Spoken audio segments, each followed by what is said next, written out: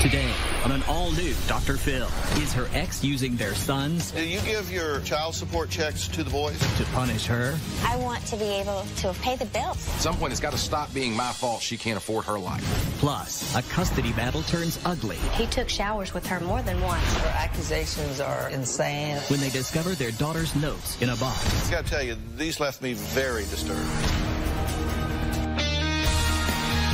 This is going to be a changing day in your life. Have a good show, everybody. Here we go. If it matters to you, that's what I want to talk about. Are we ready in the booth? Let's do it. Now, after 20 years of marriage, Jeff and his soon-to-be ex-wife, Angie, are locked in a downright nasty dispute. They may be legally separated, but they're far from being physically separated, as they actually live across the street from each other. I mean, right across the street. Jeff says after 5 marriage counselors and 3 mediations, it's crystal clear to him that Angie is only concerned with herself and getting as much money out of his pocket as she possibly can.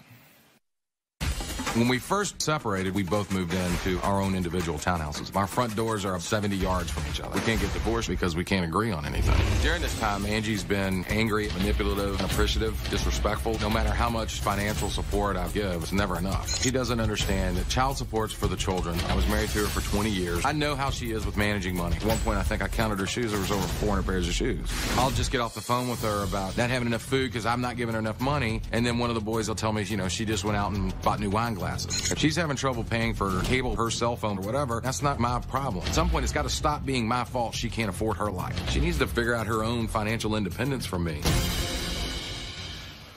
Well, there's 2 sides to the story, and Angie says that Jeff is just out to make her life miserable and will stop at nothing to make sure that she suffers. Jeff and I are unable to get divorced because we can't agree on a separation agreement. The separation has been very hard. He's just angry all the time. He does go out of his way to make my life pretty miserable. It was not my choice to live 100 yards from my ex-husband. He moved in here after I did. Jeff has always lied during our marriage, but the one thing I never thought he would do is have an affair with my friend. Jeff puts the kids in the middle of lot, and he needs to stop. He was having them deliver the child support checks. He does a lot of talking through the children. What the court ordered him to pay doesn't even cover the groceries, let alone the bills. I believe that he's making more money than what he's claimed, and I just want him to do what's fair by the kids. Last month, he didn't pay any child support whatsoever. I need that child support money to pay the bills. I'm struggling. I stayed at home with the kids for 10 years. And I just feel like he's trying to punish me for leaving, which is just hurting our kids. Okay, tell me what your hope is in being here today. My hope in being here today is to try to figure out a way that we can co-parent. He's very angry all the time. I feel like all the issues that he brings up has absolutely nothing to do with us co-parenting and being able to do this for the kids. And what's your goal in being here today? Well, I think what's important at this point is just to put the past in the past. I mean, at this point, it's about the kids. You think I've been through this situation before? Yes. Obviously. At what point do the kids get to have their turn? At what point do you stop trying to get even with each other and do something that actually benefits your children? I don't see it as getting even. The problem is we talk about we can't get divorced because I can't agree to anything. I signed everything in a mediation. I agreed to all of it. You're really going to make me do this, aren't you? I guess so. Well, I have 3 emails here that you sent her. One of them says, if you don't leave my house, you will be very uncomfortable at my home. I hate you. You are a bad person. Thanks for making me hate your guts. But yet you come out here and say, oh, you know, Dr. Phil, I'm just interested in working out something for our children. Well, Dr. Phil, we just want to co-parent. I understand. Those were written probably over a year ago. I've got a notebook full of stuff here. You're going to actually make me do this. Okay. If you think I haven't done my homework, I have. That's fine. Well, what's fine? Tell me what's fine, because there's nothing fine about this. Right. Anything can be taken out of content. Okay. Well, put it in context for me. When those angry remarks were made, certain situations would arise that would create emotions through me that upset me, yes. I mean, I am a human being, and I would get upset, and I said things that I regret. You slept with your friend? Correct. On your 15th anniversary? No, sir. 2 weeks before our 15-year anniversary. Are you putting the boys in the middle of this? No, sir, not anymore. There were times I did. There were times I made those mistakes. Did you give your child support checks to the boys? Not anymore. That was right at the beginning, and this parenting class talked about those types of issues. I didn't realize it was as big a deal as it was until I got educated about that. Y'all have called the police on each other, what, 3 times? Really? You've called the police 3 times? Y'all been married 20 years, and after that 20 years, you feel like you need to call the police. Was your life in jeopardy? On one particular occasion. So you felt like he was going to kill you? On one particular occasion, I had never seen him act like that before, and it scared me to death. Why'd you call the police? She was inebriated, wanted to argue, and I didn't. She kicked the door in that went to the basement. I mean, I was in my assigned area to avoid conflict. I actually called him and hung the phone up, but, you know, once you've called the call, they come in. And subsequently that night, they said because of her inebriation, they asked me to take the boys with me and go spend the night somewhere else that night to diffuse the situation. You afraid of her? Am I afraid of her? No, sir. You think she's unstable? I think she can be emotional. Do you cry and get upset in front of the boys? Yes, unfortunately. Do you tell them that he's not giving you enough money to take care of them? I tell them that we don't have the money that we used to have. Did you tell your son that if he had not given him money to go skiing, he could have given you that money to take care of other things? Yes. What was your goal in doing that? I don't know. I don't know. No, you did it for we don't do things without a reason. I'm obviously not doing something right, so that's why. Well, what was your goal for him to do with that information? For him to understand why I had to say no to what he was asking me to do, pay for. So you wanted a 15-year-old to do the metrics on the math between the two of you. Do you think he felt guilty about having the money to go skiing? When his mother tells him, if you hadn't done this, then we would have had money for groceries or utilities or whatever? I didn't exactly put it that way, but no, I shouldn't have done it, and I did go back and talk to him later and apologize. You say that he uses money to make you look bad. He does things for them that you can't do, so he looks like good cop and you're bad cop. Can I say something there? Oh, sure. I am never going to apologize because I might, in a certain instance, have the ability to provide my children something they need. So, I mean, making a statement, when her saying that, I'm not going to feel bad about it. You know what I mean? As far as, I'm going to make sure they have what they need, and when I have the ability to give them something they want, then I'm going to do it. Do y'all understand it doesn't matter? All of this, it doesn't matter. This doesn't matter. All these things we're discussing as well happened over a year ago. It doesn't matter. It doesn't matter if it was a year ago or last week. It's part of the kids' fiber here, and you shouldn't be doing it, right? Correct. We don't want this to be happening, right? You want this to change, correct? And yes, and there have been lots of changes, and that's why I referred to the time frame on what these specific instances. Okay, is everything fine now? Everything is much better. Okay, well then good. Thank y'all for coming. Everything is better as far as how we handle the children, Dr. Phil. As far as let me rephrase that. I can't put words in her mouth. The way I interact with my children and the way that I'm now handling the separation and divorce with my kids has changed. So I'll correct myself. I feel like it's the worst it's ever been.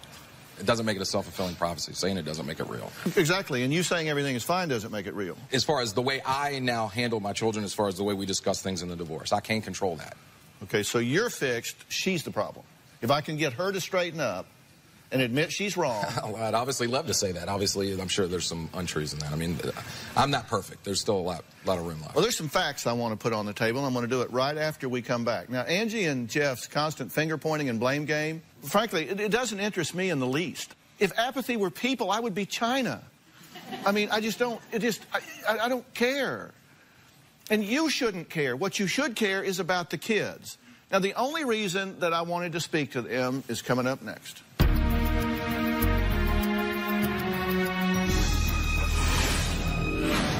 Jeff could be a really good dad if he would quit trying to always make me be the bad guy. Jeff sends a lot of nasty text messages. I'm a bad mom. I'm not taking care of the kids. I don't think if it was for texting, we'd had any communication. Tomorrow on an all-new Dr. Phil.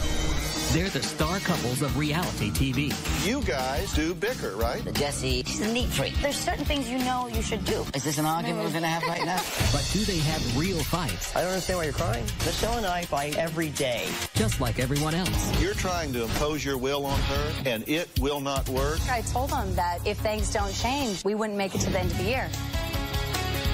That's tomorrow. The marriage has brought out the worst in both of us. John has told the kids that their mom's a liar. John is capable of using the kids as pawns. You're starting a new relationship as the co-allies of these children. And I guarantee you, if you alienate your children, they will resent you for it, and it will be the hardest hill you will ever climb. One day, he had sat me and all 3 kids down and said, I want a divorce because of you and you and you and you, and pointed to each one of us. These children don't have a voice. And if you two have decided you don't like each other, that is certainly your right, but your children don't deserve this. Tricia has threatened that she's going to take these kids from me, and in her words, I'm going down. Let's stop the drama. Let's bury the hatchet. Let's let the kids be kids. When does it get to be their birthday and they don't have to worry about your crap? Well, that was a quick montage of past guests who, in my opinion, just like Angie and Jeff, get caught up in situations where they run their emotional agenda and the kids become a rope in a tug-of-war between 2 people that have decided they don't like each other anymore, which is okay. It's okay to not like each other. It's not okay to make the kids pick up the tab for that, to make them pay for it. Now, take a look at how Angie and Jeff's children are handling the separation. Jeff could be a really good dad if he would focus on the children and quit trying to always make me be the bad guy. He'll buy the boys things that he knows I can't afford. My son had got invited to a ski trip. I gave him the money to go. He had told me Angie had made a comment, that's money that he could have given me. He should never be involved. He used to be able to afford to do a lot of things that I have to tell them now that we can't afford, so it causes them to sometimes worry about money. I don't think if it was for texting, we'd had any communication. Jeff sends a lot of nasty text messages. I'm a bad mom. I'm not taking care of the kids. It causes me to get emotional in front of the children, which in turn hurts the kids. My oldest son had called me, totally stressed out. You know, Mom's been crying all day. She's always talking about how because I don't give her enough money, how much stress it's causing her life. She uses the money thing like a weapon. What would he have to do for you to go, okay, that's it, I'm through complaining, I'm through crying, I'm through manipulating, I'm through being the victim, I'm through being the perpetrator, whatever. What would he have to do? He would have to stop sending the nasty text messages. He would have to come through with the promises that he makes. He would have to not be so angry all the time. I don't care what he doesn't the like option you. is. He hates me. Okay, but see, y'all, that's why you get divorced. Exactly. It's because you don't like each other anymore. He doesn't have to like you anymore. I totally agree with that. He may love you at some level, and I think he probably does, and that's both a good and a bad. I agree that. But, okay, so what else? I want to be able to afford to pay the basic bills. You have to be specific. You want more money from him. Yes. Okay, what else do you need to do to stop this? I just need, anytime I talk to him about anything, I don't care what it is, he's very combative, he's very angry. Well, maybe you should quit talking to him. Maybe I should, but we have 2 children, so how do I do that? Well, maybe you have to get somebody that you mediate between, where you drop them off somewhere. I mean, but you can't tell me there's no way to stop this. I'm not. I'm telling you, what am I missing? Okay, what is it that I'm not doing? Okay, you said you don't want any more text messages. You say you won't do that. You say you want more money longer. The court's going to make that decision, not him. Right. And you want him to quit being so angry all the time. Right. And you can limit your contact with him. What else do you need? I want him to stop calling my older son when he's at my home, asking him what's going on and putting him in the middle. I want him to stop disciplining my older son when my younger son calls him from my house because they had gotten into an argument, and he gets off the phone with my younger son, calls my older son, and starts yelling at him. Okay, you don't like him intervening when they're with you? No, not at all. Okay, what else? I don't want him putting my oldest in the middle. Okay, what else? That's all I can really think of off the top of my head. What does she need to do so you'll stop this? I think that all we really need, and I think we're in the process of doing it. I mean, all along, all I've asked for was we need to make it legal. We didn't have a separation agreement, Dr. Phil, for over a year, and we went to mediation. And the reason that we couldn't agree on a separation agreement and mediation is because she required that I agreed that my son, my youngest son, could spend the night at her boyfriend's house, which I wouldn't agree to. It's a fact. It's in the mediation records. So I wouldn't agree to that. I didn't understand where his role plays any role in my son's life. I didn't agree to that. The money situation would have been handled during mediation. I agreed to she put it in the computer, it spit out a number. I said, no problem. I rounded it up and said, let's make it that.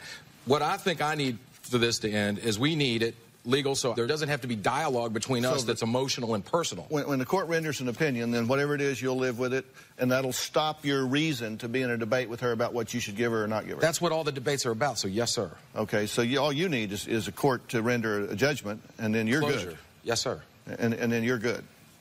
As long as, yeah, as long as we continue to, like I said, I can't control what she does when she's with the boys. You know, I can only control what I do. Let me tell you all some things that I want you to know here. I've written a book called Family First, and I actually have a chapter in there about divorce and blended families. And I want to tell you some statistics of children that go through divorce. Adult men whose parents divorced when they were children are 3 times more likely to consider suicide. Women are 83% more likely to consider suicide. Anywhere from 2 to 3 to as much 10 times more likely to wind up in jail. Now, you got a 12-year-old, right? It's already had a brush with the law, right? Right. True? Yes, sir. So that's already come true. So he's part of that 12 times statistic, I assume. They're 60% less likely to attend college. They're 3 times more likely to get kicked out of school. They're 3 times more likely to become unwed pregnant teens. And they're 2 times more likely to abuse drugs and alcohol.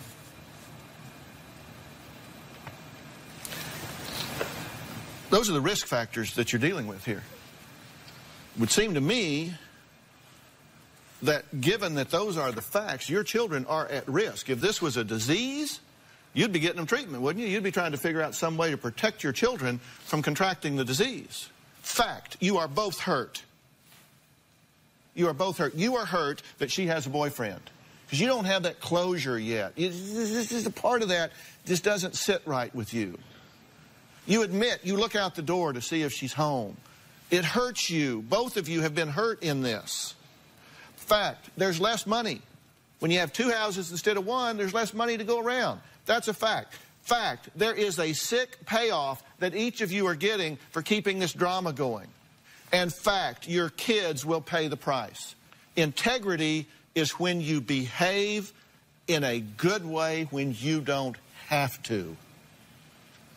Integrity is doing the right thing when nobody's watching, nobody's listening, nobody's making you do it. That's integrity. And I wonder how much you feel you're living with integrity here.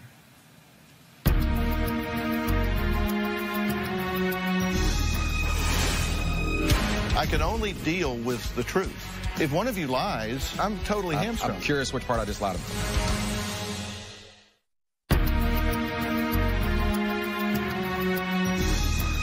Let me ask you something. If one of your children had a life-threatening disease, you had a child that was going to die, and all you had to do to cure that child was to find some conciliation and get along, could you do it?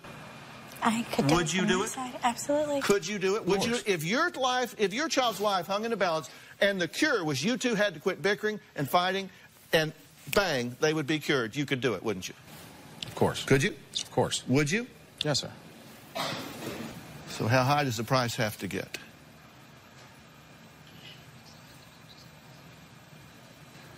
I wanted Angie and Jeff to feel like they were both being heard from a legal standpoint because they seem to think that if the court will render an opinion, maybe that'll help. So I asked some lawyers to come here today. Family law attorneys Ariva Martin and Brett Berman are here. Ariva, what do you want to say about this from a legal standpoint? You know, Dr. Phil, we've been hearing a lot about if the court would just order it, I would follow it from Jeff. But the reality is these are his kids. So do you want to do the legal thing or do you want to do the right thing? Jeff has it within his power, within his means to sit down and come up with an amount that makes sense, that can help her take care of her kids in a way that's going to be in the best interest of these children. Hey, Brett, what do you want to say? Well, first of all, these two went to mediation, and when you're in mediation, that's your chance to work together to try to make sure that a judge is not going to be making decisions for you. You didn't do that. Angie, you didn't do that. You had a chance to get more money from Jeff in mediation. You decided it wasn't good enough, and you went to court. Court made an order. That's all he's entitled. That's all he's obligated to pay you. So he's actually doing the right thing here. Obligated to pay, Brett. These are their children. So yes, she went to mediation, and yes, maybe she didn't have good representation. We don't know what happened, but we know she can't live and those boys can't live on $349. And he can step up and pay more and provide for these kids in a way until she gets back on her feet. Come on, Brett. You know that's not enough. Be honest. A court of law thought... Brett, is that enough? I don't know. I don't know. And if there's more money there and she can show the court that he has more income and he's not showing his income, then maybe there'll be more support. but a court found that the support order in place is sufficient. But does he want to be legally correct, or does he want to do the right thing by his kids? We keep hearing that he wants to do the right thing by his kids. So step up to the plate and do the right thing. My whole point to both of y'all is that you should sit down and work this out between you instead of getting the court involved, because you have no idea what they're going to do. You're putting yourselves at risk when you turn it over to a third party that doesn't know you. You don't know what the judge, right. They don't know. We walked out of the courtroom 2 weeks ago when the judge gave the 349 ruling. And I walked up to her outside the courtroom to try to tell her I would continue to pay the $500. No. And she went, don't talk to me, start taking care of your kids, and walked out of the courthouse. That's not what happened. That's not what happened at all. I can't, you know. Well, I'm going to do the right thing. These are matters of fact. And for you to say that didn't happen, you say it did happen, somebody's lying, right? Exactly. Somebody's lying. How can I help you if somebody lies to me? Exactly. I can only deal with the truth. Right. If one of you lies to make it sound better, right. then I'm totally hamstrung. I'm curious which part I just lied about. He walked out of the courtroom, came over, because I had said to the judge, this is considerably less than what mediation came up with. She said, we're not going to deal with that today. We'll deal with it when we come back in May. I walked out of the courtroom. He came over to me and tried to explain to me, well, Angie, you don't understand. It has to do with the insurance. And I said, Jeff, I really don't want to talk to you right now. And he goes, well, it all works for me. And I said, if it all works for me, why have I been paying her so much more than I was even required to? If it all works for me. So you didn't say that? No, sir. How could I be this villain? So you're lying? She's lying when she says that? Well, listen, I'm really good at dealing with everything that's put out on the table. Mm-hmm. I really am. I guess since somebody's lying to me, and you agree somebody's lying, right? Yes, sir. You agree somebody's lying, right? Absolutely. You just disagree about who it is. Exactly. I get that. All I can tell you is there comes a point where you have to say it just doesn't matter. It really doesn't matter. What matters is the risk factor that these children are experiencing at this point. I mean, that's what matters here. Absolutely. And I can tell you that the greatest gift that you can give these children is to take them out of the middle and let them see their parents come together as a unified front and say, we weren't able to work it out between us, but we both love you. And I want you to respect your mother. I want you to respect your father. Because if you alienate those children from their father, they will ultimately resent you for it in a major way. I've never done that, and I never would. If you do anything to alienate them from their mother, they will ultimately resent you for it. I've been doing this long enough that I've grown up with those kids that were 5, 6, 12, 15, that are now 20 and 30. And I can tell you how it turns out. I'm trying to help you here by telling you the stuff you're bickering about is not worth it. It's not worth it. There's an old saying in Texas, you're jumping over a dollar to get to a dime. The kids are the dollar. That's what matters here. I'm just asking you to decide what's important here. All right, we've got to take a break. Next, she's been divorced from her ex for 2 years and refuses to accept that he won primary physical custody of their daughter. Now, what she did to lose custody and why she wants her daughter back. Third party got involved because it wasn't worked out between them. We'll be right back.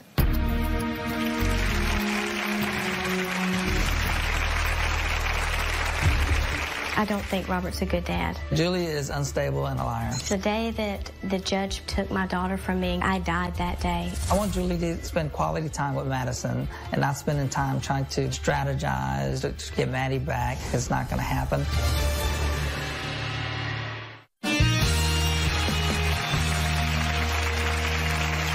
Well, Julie accused her ex-husband Robert of abusing her and being sexually inappropriate with their 9-year-old daughter. But Robert says if the allegations were true, why would a judge award him primary physical custody of their daughter? Take a look. My ex-husband, Robert, has kept my 9-year-old daughter from me. Julie is unstable and a liar. Julie accused me of abusing the kids. Her accusations are insane and unfounded and very disruptive to our lives. He took showers with her more than once. When I questioned Madison, she said, yes, Mommy. Then it freaked me out. I couldn't believe it. Someone that I love and cherish would go that route. I couldn't even wish that on my worst enemy. The judge thought that I fabricated this whole story. Why would I make up a lie like that? She wanted custody. so she was going to play hardball, and that's what she did. The day that the judge took my daughter from me and gave to Robert, I died that day. I don't think Robert's a good dad. When I get her for visits, she smells bad. Her hair is an absolute mess. That's neglect. I think I'm a pretty good dad. I braid her hair, comb her hair, make sure she uses conditioner, paint her nails. A few weeks ago, I was running a little late from work. Julie called the sheriff's department insinuating that Madison was by herself all the time, and that's not true. I was calling Madison if she was home alone from 3 o'clock till about 5:15 or 5:30. She's too young to be home alone. Again, it's another ploy to make me look bad. Julie's thinking that I'm trying to keep her away from Madison, but that's not the case. She chooses not to visit her. I see Madison every couple of months, as often as finances allow. Madison dodges Julie's phone calls because I don't think she wants to get caught up in the drama. Robert keeps Madison from me. He takes her phone. He has to listen to every word she says, or I can't talk to her. I want Julie to, spend quality time with Madison and not spending time trying to manipulate, get Maddie back. That's wasted energy because it's not going to happen. Okay. You guys have been listening as I was talking to Jeff and Angie. What did you take away from my conversation with them? The children. They're what's important. So what do you need to change? I feel that Madison should have never been taken from me, and Did you make false allegations to the court? They were not false allegations at all. So you stand by that now, even though they have determined that they were false and that you made them up in an attempt to manipulate the situation? Absolutely. And they didn't agree with you? They don't believe you? No, they didn't. And they ordered you to get a psychological evaluation, right? Mm-hmm. This was 2 years ago? Mm-hmm. And have you done that? No. My attorney was supposed to send me the correct paperwork to get this done. In 2 years, you couldn't figure out where this guy was to go take your psychological evaluation? After everything was over, I didn't feel like it was necessary to have an evaluation. What did you take away from the conversation that we've had? I agree with exactly what you said. I try to do that. I've never once called the cops on her. I've gone out of my way to meet her halfway at my dime and my expense because I know she was financially strapped a little bit. Taking her out to dinner when we met. So you live a couple hundred miles away now, right? Yeah, about 5 hours away, and we meet in between. Uh-huh. And how often do you go see your daughter? As often as finances allow. Why don't you move where she is? I have other children in North Carolina, and they're happy there. Uh-huh. So I have thought about that. I have thought about moving closer. Because I checked, and you pay half, right, for her to come? Yeah. Well, and you can take Amtrak for $65. You can take a bus for $70. Your half. And you would pay the other half, right? Yeah, if that's what she wanted. Dr. Phil, she just moved in with her mom. My stepson and my stepdaughter is raised by the grandparents. That's not true. It is true. That's not true. She was living with her boyfriend. It is true. That part is true. You're pregnant now, right? Yes. But you're not... No, I'm not. No, I'm just checking. So you're pregnant. Is this your boyfriend that you're living with? That I was. I'm not living with him now. I chose to go with my mom, live with my mom for now. Uh-huh. So you believe that your daughter is living with a molester? No, I never said that. You said that he was sexually inappropriate with her. I don't think Robert's a molester, but as a mother, I felt it was my responsibility to have it checked out, and that's what I did. Okay. So you think she's safe with him? To some degree, financially, yes. I don't think she's being taken care of properly as a little girl, no. But yet you haven't seen her in a couple of months? No. See, there are a lot of women right now that are wondering why. That you would hitchhike if you had to. Some way, somehow, you would see your daughter. Right. And your point is she doesn't even see her own kid. She's not even raising her kids, and she's not coming to see her daughter. Right. And pregnant on top of that. Out of wedlock. You had out of wedlock because you think that's a poor role model for... Oh, absolutely. You know, and one of the questions she's always, I've asked her is, how are you going to raise Madison if that was hypothetically it was going to happen? You didn't raise your other two kids. Now you made a poor decision, being pregnant out of wedlock. No one does that. So what do you want to see happen? I want to see Madison come home with me where she belongs and where she wants to be. All right, well, let's take a break. We're going to come back and talk about some notes found in Madison's so-called prayer box. And I've got to tell you, these left me very disturbed.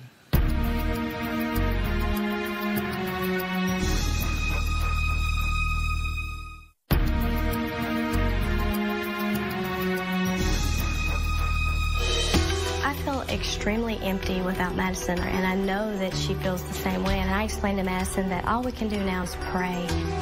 This is Madison's prayer box. Lord, if I had 3 wishes, the first one would be to live with my mother. The second one would be Mom could have a lot of money. The last one would be my dad would get punished for all he did to everyone, mostly me and my mom. Love, your child, Madison. Well, this is Madison's prayer box. You encouraged her to make a prayer box so she had an outlet. Yes.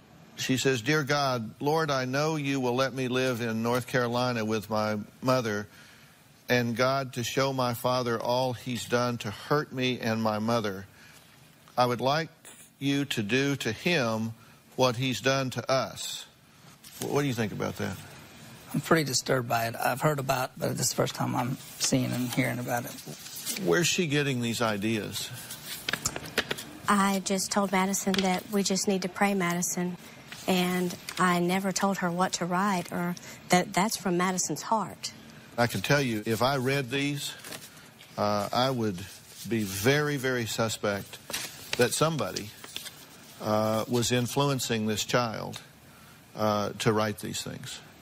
Whether it be you or your mother or your friends or whatever, these are not constructs that I would expect a 9-year-old to be generating, particularly in the absence of any major conflict in the home. And I assume you don't have major conflict in the home. No, sir. And Dr. Phil, Julie needs help. She really does. And she continues to do this type of things. And it's very selfish for not to take care of our daughter together and to keep, manipulating the child and keep, she just recently, she called the police on me because I was running a little late. I lived 10 minutes away from work. And she was aware of it. And then she called Madison on her cell phone saying, hey, there's going to be a policeman coming.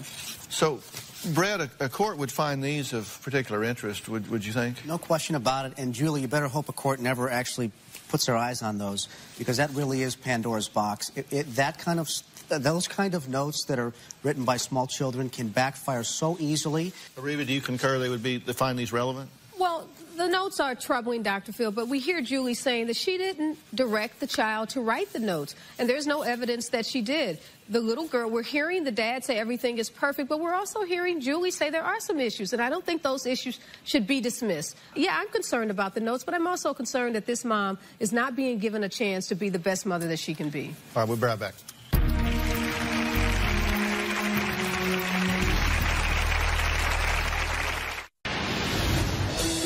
If something isn't done, I don't know what's going to happen to Madison. I see her as depressed. She has gained a lot of weight, and I don't want her to go down the wrong path. If she stays with Robert, I don't know what's going to happen, and I'm scared it's going to damage Madison. I will never give up the hope that Madison will be with me. I understand that you're raising this child, but I do have a concern here. Why are you letting that child be overweight? I'm not trying to purposely let her be overweight. That's in my history. I was overweight. She likes to eat. It is a concern, and I try to deal with it, but it's a challenge every day because she loves. 70+% of obese children become obese adults, and the health issues associated with her being at that weight at this age, you need to get that under control. And you say she shows up unclean and hair not washed and smelly and not well groomed, etc. You're concerned about that? Yes, absolutely. I've also seen, I personally have witnessed Robert with not only Madison but his other children and his father. They are forced to clean their plate. When they're full, that's not good enough. You have to finish everything on your plate, and they'll be in tears having to eat what's on that plate, gorging themselves. And yes, Madison, the pictures you saw, that's not what happens every day. Yeah, that's an issue, and you need to address that, because it's going to haunt her if you don't. So please deal with that.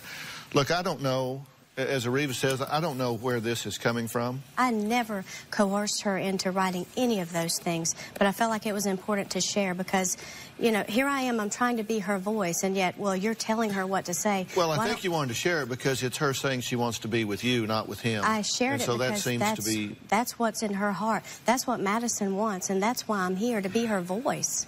Well, this is likely not going to be credible with the court. I'm just telling you. Right. It's just my opinion. I could be completely wrong. This child could be generating this totally on her own without any influence from adults in her lives. That could happen. I don't think that's right. Somebody's influencing this, and this is not going to look good given the court's finding about your allegations to begin with. Okay. And if you want to modify that court order, which you do, correct? Yes, I do. But yet you haven't complied with the court order because they ask you to get a psychological evaluation. You haven't done that. I am more than willing to get a psychological... Well, apparently not, because it's been 2 years and you haven't done it. And she hasn't paid child support in over 3 years. Not a penny. After the initial ruling, I didn't see the point of getting an evaluation. However, I'm not opposed to it at all. But I'm trying to give you an idea of how this is going to be looked at. Right. How can you afford to have a child if you can't afford to even go through the steps necessary to have access to your other child? I mean, people are going to ask you these hard questions, and I don't think you have answers for them. No, that's why I'm here. I need answers. I need guidance. I want my children with me. When you're buried in a pit of financial ruin, it's extremely hard to climb out of. You want some advice, and I'm going to give it to you right now. If you're playing games with this, you're outsmarting yourself. You don't have the ability to recognize how this is going to be seen by the court. If you are involved in this, you need to get uninvolved. So I should tell my child not to pray? Yeah, that's what I mean. Well, I don't understand. That's what I told her to do, and she wrote those prayers down. That's Madison. That's all Madison. Well, if that's the case, then you don't have any adjustment to make, do you? But I'm telling you, if you think you're outsmarting the system, the court made the determination that you made false allegations against this man, and as a result, they dealt very harshly with you. That's correct. If you now come and they see this as an attempt at manipulation, then they're going to be very harsh with you again. Absolutely. I'm just trying to tell you because I don't think you see the impact of some of these things from an objective finder of facts point of view. I'm trying to stop you from doing things that can hurt your chances of having a relationship with this child. When you are telling the truth about something, that's significant. And obviously it was not believed. How? How can you get the truth across? Like, I've offered to take a polygraph. I would do anything. That's why I'm here, to let you know I'm telling the truth. I'm telling you, this is not relevant to the court other than in the negative. So I'm telling you, if you're involved in this, you need to not be. You need to not be. If they've ordered you to get a psychological evaluation and they have questions about your motivation and your reasoning, you need that evaluation. You need to get that done. That needs to happen. Okay. And I've told you what I think you need to do with her as far as her health and her weight. I hope you will take that very seriously. We'll be right back.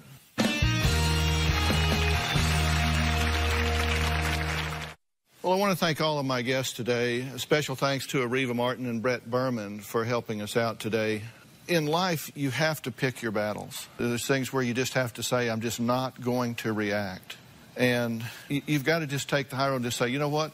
I unplug. I refuse to be involved in the back and forth. And I've not said a lot about the children and their patterns here, but I'm telling you, I see indications of them having reactions to what's going on, and you want to stop this now. Give them that gift. Be the hero in this situation and fix this problem for your kids, even if it doesn't fix it for the two of you. I mean, give them that gift. They need that. They need repair. On drphil.com, I'm going to have a list and a discussion of the exaggerated needs of kids from divorce and in blended families. Take a look at them. They're very, very important. Thanks for being here. So long.